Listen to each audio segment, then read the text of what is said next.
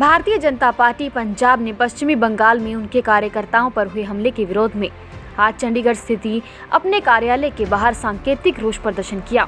भाजपा ने सीधे तौर पर तृणमूल कांग्रेस पर आरोप लगाते हुए कहा कि हम विधानसभा के चुनावी नतीजे आने के बाद बंगाल में बदले की भावना से भड़काई गई राजनीतिक हिंसा तथा भाजपा कार्यकर्ताओं की हत्याओं व किए जा रहे हमले की निंदा करते हैं और पश्चिमी बंगाल में हो रही हिंसक घटनाओं की आलोचना करते हुए भाजपा नेताओं ने कहा कि चुनाव परिणाम आने के 24 घंटे के अंदर भारतीय जनता पार्टी के कई कार्यकर्ताओं की हत्या कर दी गई है और कई कार्यकर्ता गंभीर रूप से घायल हैं।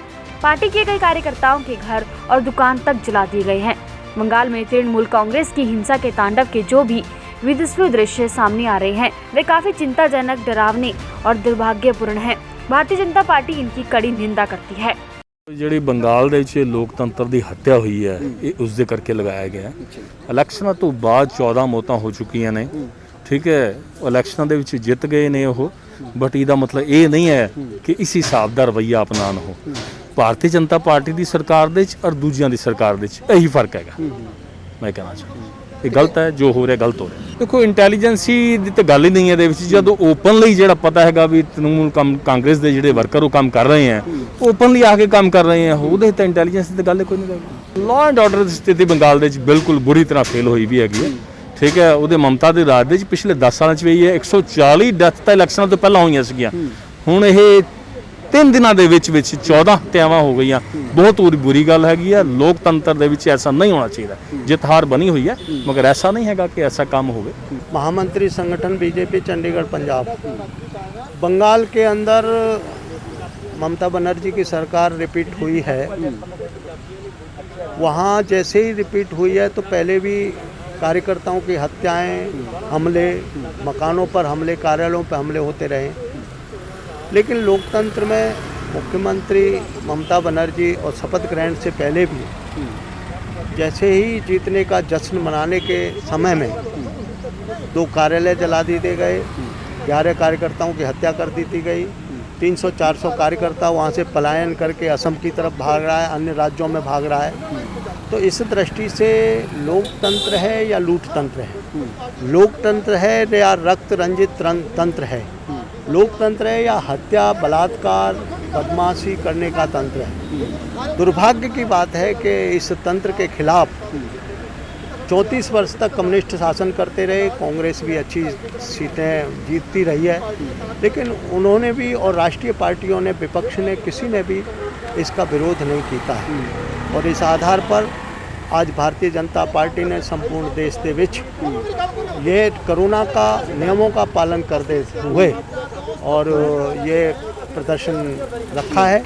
हम लोग प्रदर्शन कर रहे हैं कि निश्चित तौर पर ये संपूर्ण देश के अंदर लोकतंत्र पे हत्या है और लोकतंत्र का मजाक है।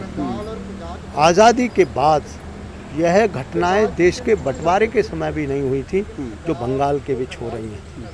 तो इसको रोकना चाहिए, ममता बनर्जी का दायित्व है और केंद्र को भी कड़ाई से पेश आना चाहिए। राष्ट्रपति शासन का और 356 का दुरुपयोग आज़ादी के बाद जो अधिकतर कीता है वो कांग्रेस ने कीता है। किसी को यह अधिकार नहीं है कि लोकतंत्र में सरकार चुन कर के आए और उसको इस तरीके से राष्ट्रपति शासन लगाया जाए, डिसमिस कराया जाए। कैप्टन अमरिंदर सिंह जी ने भी कोशिश की थी, हिंदू सिख अमन चैन शांति को भंग करने की कोशिश की थी। भारतीय जनता पार्टी को अलग रखा जाए लोकल बॉडी इलेक्शन से, वो भी की थी। हमले भी कराए देते थे। हमारे प्रदेश के प्रधान पर 2-3 बार हमले हो गए, मेरे पे भी हमला हुआ, लेकिन हमने राष्ट्रपति शासन की सिफारिश नहीं की, क्योंकि हम चाहते हैं कि लोकतंत्र में जान माल की सुरक्षा करना चुनी हुई सरकार का कर्तव्य है, उसको करनी चाहिए। इसमें तो कोई दो राय नहीं है कि बंगाल में जिस तरीके से तांडव चल रहा है तो वो कश्मीर से भी बदतर हालात हैं और वहाँ विकास के नाम पर जीरो है, गरीबी निचले स्तर तक है, केंद्र से जो सहायता जा रही है उसके कोई उपयोग नहीं हो रहा है और ममता बनर्जी है वो अपना खेला खेल रही है, लेकिन जनता के हित की बात नहीं कर रही। और इस आधार पर निश्चित तौर पर यदि कह रही है कंगना तो ठीक ही कह रही है कि कश्मीर से भी बदतर हालात है। देखो 2 मई ਨੂੰ ਇਸ ਸਰਕਾਰ ਬਣੀ ਤ੍ਰਿਣਮੂਲ ਕਾਂਗਰਸ ਦੀ, ਇਹਨਾਂ ਨੇ ਸਾਡੇ ਉਹਨਾਂ ਕਾਰਜਕਰਤਾਵਾਂ ਤੇ ਘਰਾਂ ਤੇ ਅਟੈਕ ਕਰਨੇ ਸਟਾਰਟ ਕਰਤੇ। ਕਈ ਦਫ਼ਤਰਾਂ ਨੂੰ ਅੱਗ ਲਾਈ ਜਿਨ੍ਹਾਂ ਨੇ ਭਾਰਤੀ ਜਨਤਾ ਪਾਰਟੀ ਨੂੰ ਵੋਟ ਕੀਤਾ ਜਾਂ ਸਪੋਰਟ ਕੀਤੀ। ਦੇਖੋ ਲੋਕਤੰਤਰ ਹੈ, ਹਰ ਬੰਦੇ ਨੂੰ ਹਰ ਬੰਦੇ ਨੂੰ ਹੱਕ ਹੈ ਵੀ ਉਹ ਵੋਟ ਆਪਦੀ ਮਰਜ਼ੀ ਨਾਲ ਪਾਏ। 2.5 ਕਰੋੜ ਲੋਕਾਂ ਨੇ ਭਾਰਤੀ ਜਨਤਾ ਪਾਰਟੀ ਨੂੰ ਵੋਟ ਪਾਈ। ਅਸੀਂ ਪਹਿਲਾਂ ਤੋਂ ਬਹੁਤ ਅੱਛਾ ਪ੍ਰਦਰਸ਼ਨ ਦਿਖਾਇਆ, 3 ਸੀਟਾਂ ਸੀ, ਹੁਣ 70 ਪਲੱਸ ਸੀਟਾਂ ਸਾਡੀਆਂ ਉੱਥੇ ਆਈਆਂ। ਹੁਣ ਉਹ ਗੱਲ ਉਹਨਾਂ ਨੂੰ ਨਹੀਂ ਬਰਦਾਸ਼ਤ। ਦੇਖੋ ਉੱਥੇ ਬੜੀ ਲੰਬੇ ਸਮੇਂ ਤੋਂ ਇਹ ਸਮਾਚਾਰ ਆ ਰਹੇ ਆ ਕਿ ਭਾਰਤੀ ਜਨਤਾ ਪਾਰਟੀ ਦੇ ਕਾਰਜਕਰਤਾ ਤੇ ਅਲੱਗ-ਅਲੱਗ ਟਾਈਮ ਤਸ਼ੱਦਦ ਕੀਤੇ ਜਾ ਰਹੇ ਆ, ਪਰ ਹੁਣ ਤਾਂ ਇਹਨਾਂ ਨੇ 100 ਚੱਕਣ ਤੋਂ ਬਾਅਦ ਇੰਨੇ ਜ਼ਿਆਦਾ ਗਰੂਰ ਚ ਆ ਗਏ। ਇੱਕ ਮਹਿਲਾਵਾਂ ਹੁੰਦੇ ਵੀ ਬਾਵਜੂਦ ਵੀ ਮਮਤਾ ਬੈਨਰਜੀ ਉੱਥੇ ਮਹਿਲਾਵਾਂ ਨਾਲ ਬਲਾਤਕਾਰ ਕੀਤੇ ਜਾ ਰਹੇ ਆ। ਦੇਖੋ ਅਸੀਂ ਇਸ ਗੱਲ ਦੇ ਹਾਮੀ ਨਹੀਂ ਵੀ ਉੱਥੇ ਰਾਸ਼ਟਰਪਤੀ ਰਾਜ ਲੱਗਣਾ ਚਾਹੀਦਾ, ਕਿਉਂਕਿ ਇਹ ਲੋਕਤੰਤਰ ਹੈ। ਲੋਕਤੰਤਰ ਵਿੱਚ ਜਿਨ੍ਹਾਂ ਨੇ ਵੋਟ ਪਾਈ, ਜਿਹਦੀ ਸਰਕਾਰ ਬਣੀ, ਉਸ ਨੂੰ ਸਰਕਾਰ ਚਲਾਉਣ ਦਾ ਪੂਰਾ ਹੱਕ ਹੈ। ਤੇ ਪਰ ਜਿਹੜੀ ਸਰਕਾਰ ਬਣੀ ਉਸ ਦਾ ਇਹ ਫਰਜ਼ ਬਣਦਾ ਹੈ, ਜਿਹੜੇ ਉੱਥੇ ਲੋਕ ਨੇ ਚਾਹੇ ਉਹ ਕਿਸੇ ਵੀ ਪਾਰਟੀ ਨਾਲ ਸੰਬੰਧ ਰੱਖਦੇ ਨੇ, ਕਿਉਂਕਿ ਮੁੱਖ ਮੰਤਰੀ ਬਣਨ ਤੋਂ ਬਾਅਦ ਉਹ ਇਕੱਲੇ ਉਹਨਾਂ ਦਾ ਮੁੱਖ ਮੰਤਰੀ ਨਹੀਂ ਜਿਨ੍ਹਾਂ ਨੇ ਤ੍ਰਿਣਮੂਲ ਕਾਂਗਰਸ ਨੂੰ ਵੋਟ ਪਾਈ, ਉਹ ਉਹਨਾਂ ਦਾ ਵੀ ਮੁੱਖ ਮੰਤਰੀ ਹੈ, ਭਾਵੇਂ ਉਹ ਕਾਂਗਰਸ ਦੇ ਨੇ ਜਾਂ ਲੈਫਟ ਦੇ ਨੇ ਜਾਂ ਭਾਰਤੀ ਜਨਤਾ ਪਾਰਟੀ ਦੇ ਨੇ। ਉਹਨਾਂ ਦਾ ਫਰਜ਼ ਬਣਦਾ ਹੈ ਵੀ ਬਾਕੀ ਪਾਰਟੀਆਂ ਦੇ ਜਿਹੜੇ ਸਪੋਰਟਰ ਹੈ ਉਹਨਾਂ ਦੇ ਜਾਨ ਮਾਲ ਦੀ ਰੱਖਿਆ ਕੀਤੀ ਜਾਵੇ। ਅਸੀਂ ਇਹ ਸੰਕੇਤਿਕ ਧਰਨਾ ਇਸ ਸੰਬੰਧ 'ਚ ਹੀ ਦਿੱਤਾ।